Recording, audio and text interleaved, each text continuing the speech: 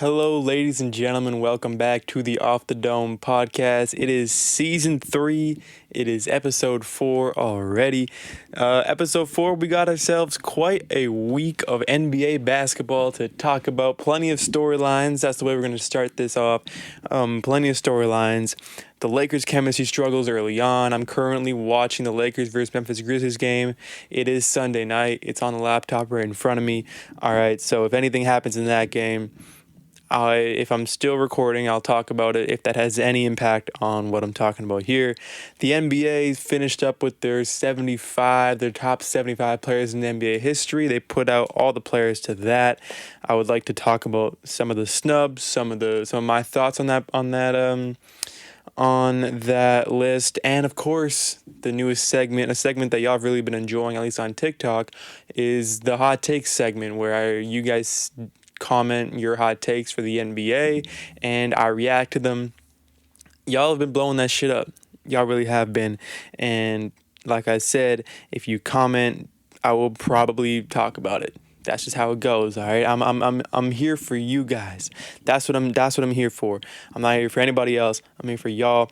So let's get this thing going. Let's get this, as Kendrick Lamar would say. Let's get this shit. We're wasting no time about it. Week 1 storylines. We got a few of them. We got 4 in particular I want to talk about. The Ben Simmons saga continues. Stephen Curry, 45 points versus the Clippers, and he's currently just finishing up the game right now against the Sacramento Kings against Davion Mitchell, who, by the way, is an absolute clamp. Put up 22 points today. I think that game's over, or it's just about to be over. Steph Curry tonight put up 27. But that 45 piece from Steph Curry, insane. The 75th anniversary players announced. We're talking about snubs as well. Anthony Davis and Dwight Howard. Obviously, what happened with the Lakers bench against, what team was that they played against? It was the Phoenix Suns. The Phoenix Suns have had the Lakers numbers over the past few games dating back to last year. Currently watching the Lakers game. It's a close game against Memphis Grizzlies, but we're gonna start things off with the Ben Simmons saga. All right, and we're just gonna quickly talk about it because it is Ben Simmons. It is a player that really, I think, isn't that good at basketball. You know, really a lot of people would agree with that. I mean, I shouldn't say that, but for someone who gets voted into the All-Star game on a regular basis, he's not that good at basketball. Ben Simmons. I think that this whole situation is absolute bullshit. I don't really want to talk about it that much. But the fact that we're still here saying that Ben Simmons has still got a bunch of drama and shit going on with him, we're a week into the NBA season, and there's still a bunch of new bullshit being talked about when it comes to Ben Simmons. It feels like, man, Ben Simmons, let's just trade Ben Simmons, Philadelphia. Just trade him. Okay, now this is Ben Simmons' fault. 100%, but Philadelphia, just trade the guy. Please do us all a favor. Trade him, because Philadelphia, y'all got a really good team. Let's not forget, Philadelphia, they were almost in there. They've been pretty good contenders in the Eastern Conference over the past few years, and they were the 1 seed last year. They have a chance to do great things again this year. Trade Ben Simmons while he still has a sliver of value. Just do it, okay? Just do it. Because this thing's starting to piss me off, I'm not going to lie. Stephen Curry versus the Clippers, 45 piece. That's the next kind of big NBA storyline that we saw. Steph Curry, I talked a lot about him at the end of last year, because the thing is with Steph Curry is that, quite simply, we're watching a player blossom into a top 10 player in NBA history in front of our eyes. That's what we're doing here. It's safe to say that, in my opinion, if he had a Finals MVP award, it'd be pretty safe to call him top 10 all time. I think it would be. But Steph Curry, regardless of where you rank him all time, you got to admit this man is quickly climbing the all-time leaderboard ladder as we speak. He's the greatest shooter of all time by a wide margin. Every night he does something more and more impressive, and it gets to a point where it's not even impressive anymore. When I see Steph draining 25-footers, 30-footers, it's like, okay, we know he can. We know he can do it. And I saw a TikTok video what's his name? Spencer. What if I forget his name on TikTok? He was on. He was a guest on my show fucking last year. I completely forget his name, but I'll tag him in the video real quick if I can't find his at real quick. But he was talking about why not have Steph Curry jack up 40 shots a game. Let me try to find it real quick. That's right, Spawn Hour. That's who it is, Matthew. Spawn Hour made a video this week about Steph Curry. Essentially, he says that why don't the Warriors just let Steph Curry jack up 40 shots a game? I think it was Spawn Hour made that video. And at first I'm like, yeah, that sounds dumb, but in reality, bro, why not just let Steph Curry just jack up 40, 50 shots a game? Every possession, just shoot. Just let Steph Curry shoot. Because this man, when he gets hot, bro, you can't even guard the guy. He is absolutely ridiculous. That's Ben Simmons. That's the Steph Curry situation. Up next, the 70s or the 75th anniversary team, or the 75th anniversary players that the NBA announced. Now, originally, this list seemed innocent enough, and then some weird, shady shit about the Kyrie Irving situation happened, and I'm like, okay, why? That's kind of weird.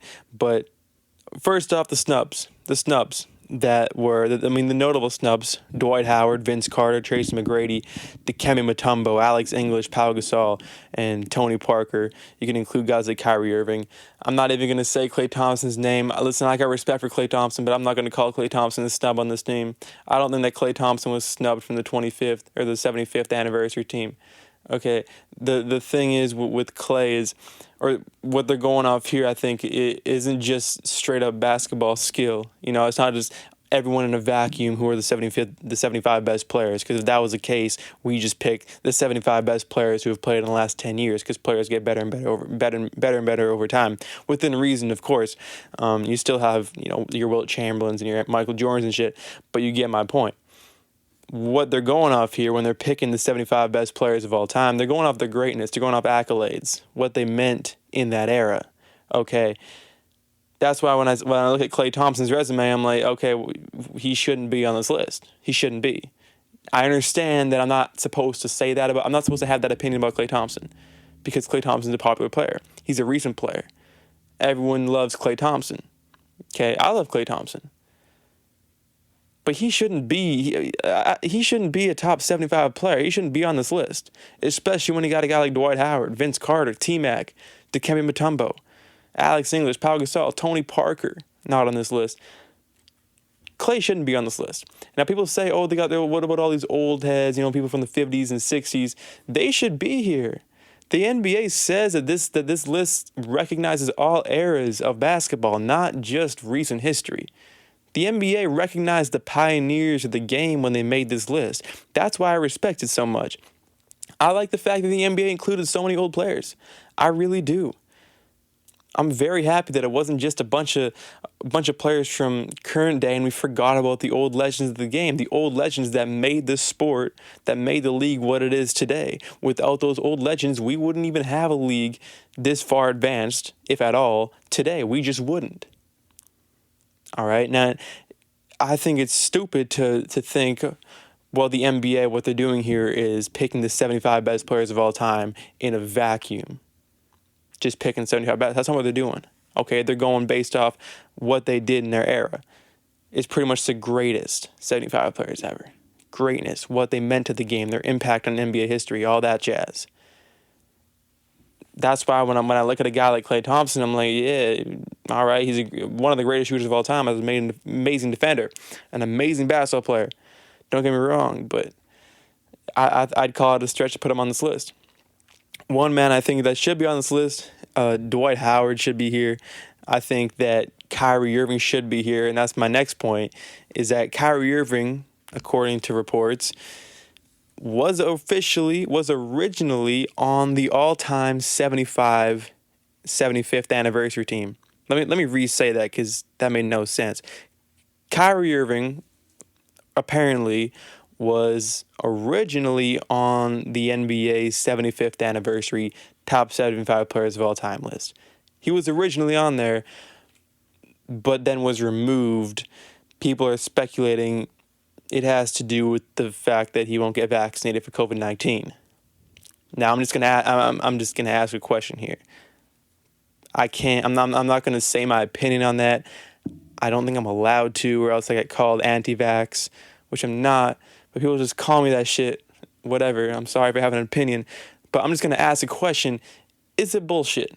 Is that bullshit?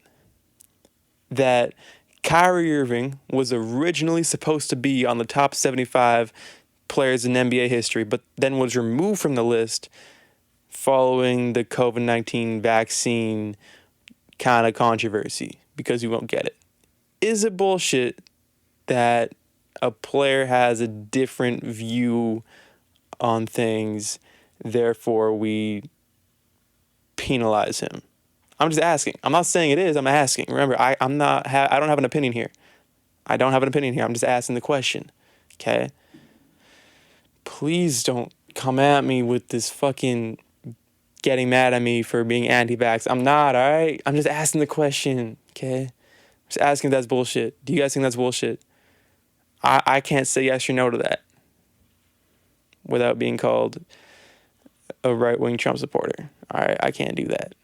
I'm sorry. I hate getting political, man. Fuck this shit. Fuck this shit, bro. But it's just dumb. I think that if you have a player on the top 75 players list and then you take him off because he won't get vaccinated, that, I don't know. Is it bullshit? That's for you guys to decide. Yeah, let's move on from that.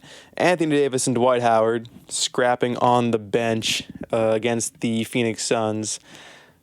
I'm not gonna lie. As somebody who is pretty open about not liking the Lakers, I enjoyed watching the Lakers get smashed by the Phoenix Suns the other night, and here's the reason why. That's not gonna happen again this season. What we've just seen will not happen again. So I sat there through the entire game and watched the Phoenix Suns destroy the Lakers, and we're up 30 pretty much all game until the end. The Lakers made a sneaky push at the end of that game. But I had a great time. I just sat back and watched the Lakers look like trash. Similar to what I did this morning when I watched Liverpool beat Manchester United. I loved watching that game. I just love drama, okay? I'm sorry, I do. And Anthony Davis and Dwight Howard scrapping on the bench, for me, if I'm a Lakers fan, I think at the end of the day, it's good that this is happening now. Because let's be real, with so many old heads on that team, I'm not going to call them old heads, that term's a little bit disrespectful, but with so many older players on that team, especially players who are probably past their prime or past their peak years, guys like Carmelo Anthony, guys like Dwight Howard, LeBron James, you could argue Russell Westbrook's past his prime. Guys like, when you have a bunch of guys like that on their team, they all have big egos. They just do. As they should. I mean, they're some of the greatest players of all time. When you have all those egos on your team, you're going to butt heads at some point or another in the season. You all remember when the Golden State Warriors in 2019, Draymond and Kevin Durant coming off the back of back-to-back NBA championships, they were butting heads. It's egos that get in the way of shit. Okay, now it's good that this is happening now for the Lakers, because this was bound to happen.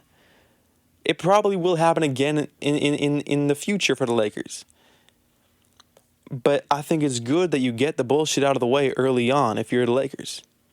Get it out of the way. Get the bench scraps out of the way in Game 2 rather than having them in the playoffs or down the stretch of the regular season when the games matter a lot more.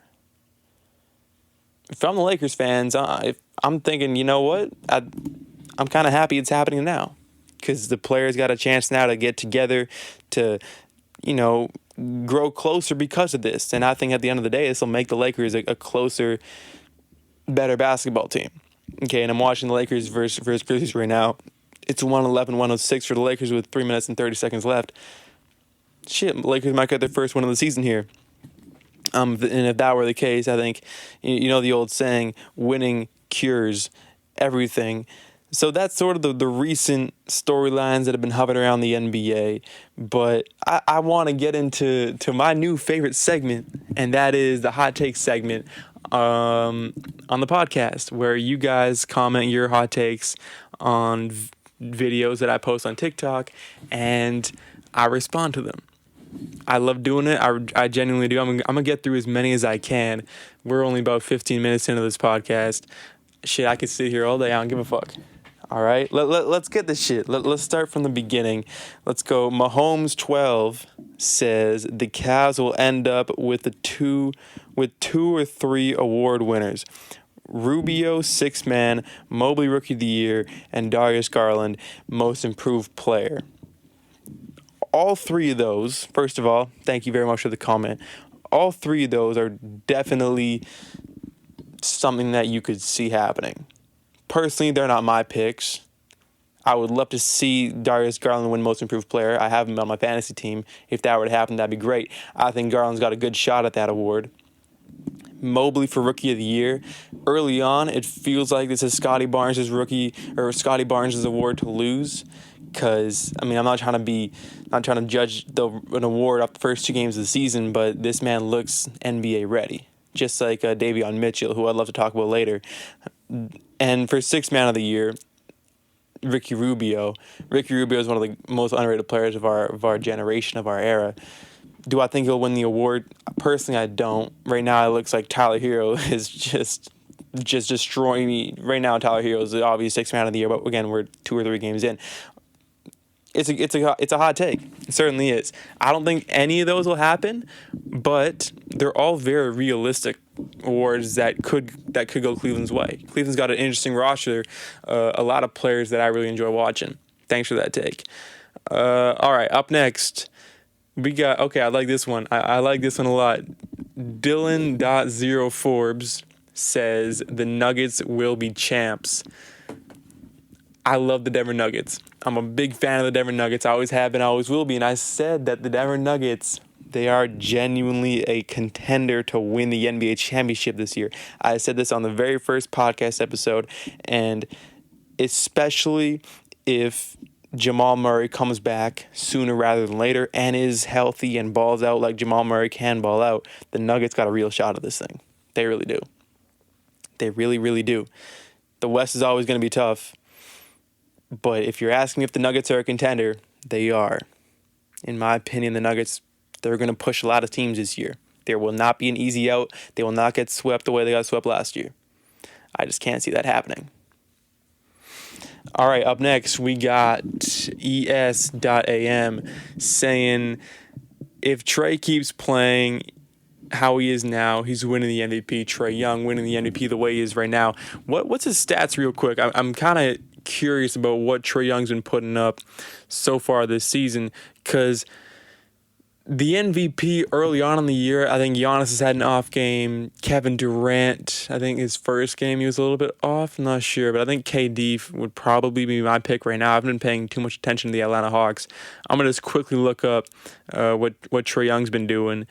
Trey Young this season, because he's a guy who I actually had as a runner-up for my MVP award when I was predicting who was going to win it. Let's just see here real quick. Stats. Trey Young, he's put up 24 and 19 in consecutive games. I wouldn't say that Trey Young would be the MVP if he kept playing the way he's playing right now. If Trey Young wants to be the MVP, he's going to have to be playing a lot better. Look, I think Kevin Durant right now is sort of the benchmark for the MVP of the NBA. Look out for Kevin Durant, because especially right now, I don't know if y'all been noticing this, James Harden is not getting to the free throw line very often. James Harden's point total has gone way down this year, and it's kind of funny because of these new rules that have been put in. James Harden has gone from averaging just about 11 free throws per game last season to 4 per game this year. Small sample size, I get it, but it's kind of funny to see these new rules being put in place and kind of saying, hey, y'all can't do the shit that y'all have been doing for the last few years, which I personally like. I like that they did that. All right, thank you very much for that comment. By the way, let's see. I fuck you all with these usernames with numbers and shit in them. That's Michael, right? Michael.ZA91N Zion. Bro, why I gotta have all these weird ass numbers, bro? He says Thunder are making the playoffs. Okay. Thunder making the playoffs. I don't like to be blunt, but no. I'm sorry. No, I'm a big. I like the Thunder, and I know I say this about a lot of teams. I'm a fan of a lot of teams in the NBA this year because a lot of players genuinely captivate me. And the Thunder are a team that I know I'm going to be cheering for in years to come because I really hope that the fact that they've got all these players and they're drafting all these players in the coming years, I really hope that works for the OKC Thunder. I hope that I sit here in 7-10 years from now and the OKC Thunder have a contending roster built up of players that they've organically drafted. I really hope that's true. But will the Thunder make the playoffs this year? I don't think so. I don't think so. And as a I don't think OKC Thunder fans will be that mad at that or that disappointed at that. The Thunder won't mind missing the playoffs. They really shouldn't. They really shouldn't. All right, user 5P24X69ZKJ. Fuck you. He says D Rose is winning sixth man of the year. D Rose for sixth man. Look, going into the year, he was definitely definitely a contender for that award, and I still think he is. But right now, the sixth man of the year, it looks like I said earlier, Tyler Hero has been putting up great performance after great performance for that award. But I want to say this again, man. Patty Mills is a sneaky candidate for sixth man of the year. He is for the Brooklyn Nets, and I think this year more than in years past when he was on San Antonio because now he's playing in front of a nationally televised audience every night. He had a bad game on Sunday. I grant you that. He was, I think, 1 of 6 from downtown, some shit like that. But in the first game of the year, Patty Mills goes out there 7 for 7 from 3. In the second game of the year, he goes 3 for 3 from downtown. All right, he had a bad game. But Patty Mills is a spark plug for the Brooklyn Nets. Also a favorite player in the NBA. I love how it just went from D Rose to Patty Mills real quick there. But thank you very much for that comment. All right, Ranger_31 says Scotty Barnes winning Rookie of the Year. Sir, this is a hot take section, not a place where you just spit facts. Because Scotty Barnes for Rookie of the Year wasn't my original pick. I picked Jalen Green. Still could happen. But Scotty Barnes is good as fuck. He is as NBA ready as you can possibly be. Holy shit. Toronto's got a real one. Toronto didn't pick. At first I was like, why didn't Toronto pick Jalen Suggs? He was available at 4. They picked Scotty Barnes. I questioned it at first, but I'm very rapidly realizing that Scotty Barnes is a far better basketball player than I thought he was. I think Scotty Barnes and Davion Mitchell right now are the 2 most NBA ready rookies out there. That's what I love both those players a lot. All right, Goose Frederick says Caruso is taking the new Caruso is taking the MVP. Listen, man, DeBalzo, what is it? No, DeBalzac in Brooklyn. Not in Brooklyn, in Chicago. The Chicago Bulls are a very fun team to watch. And Alex Caruso, man, he's been a very good piece to that team. I think the Chicago Bulls this year, I've said this, I don't think they can win more than one playoff series, but they're a fun team to follow. They really are. And Alex Caruso for the MVP, that's going to happen 100%. Easy. All right, let's see here. The Celtics will win. Ooh, Sam_Lucas says, Sam_Lucas13. The Celtics will make a big trade for a guy like Beal midseason if they aren't a top 4 seed at the time. Trading for Bradley Beal. I think, I was about to say this because there's been a lot of rumors about this man. I was about to say, they could trade for Kyrie Irving, but Kyrie Irving was already in Boston, and y'all, the Celtics were literally better without Kyrie Irving than with Kyrie Irving, so they're not going to bring that back. But a guy like Bradley Beal, personally, I don't think Boston would trade for Bradley Beal exactly because, they already got scorers. Boston's already got Tatum. They already got Jaylen Brown. They don't need no scorer. They're going to need a defender. I could see Boston trading for Ben Simmons more than Bradley Beal, personally. Imagine that. Imagine Ben Simmons in Boston. That'd be one. That'd be so fucking funny. I'd probably start cheering for Ben Simmons at that point. I'm not gonna lie, because I genuinely do fuck with the Boston Celtics.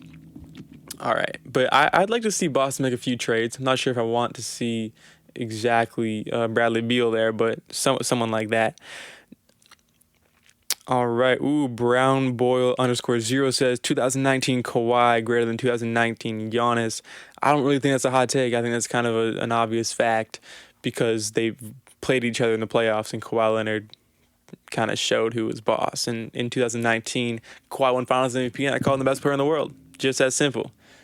Because I thought he was back then. All right, let's see. I'm gonna go to the top, some of the more like comments here. Okay, this coming in from Kiarth Dan Milo, 04. Hot take: Bulls make it to the finals. That's a hot take for sure. Yeah, that's a very hot take. By definition, that's a hot take.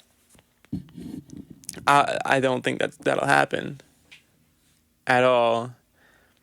I love the Bulls. They're a fun team to watch. They really are. The Balzac, it doesn't get better than the Balzac. It really doesn't. And then you add to that Caruso and Vucevic. Very, very fun team to watch. Making the NBA Finals, though, that's a stretch.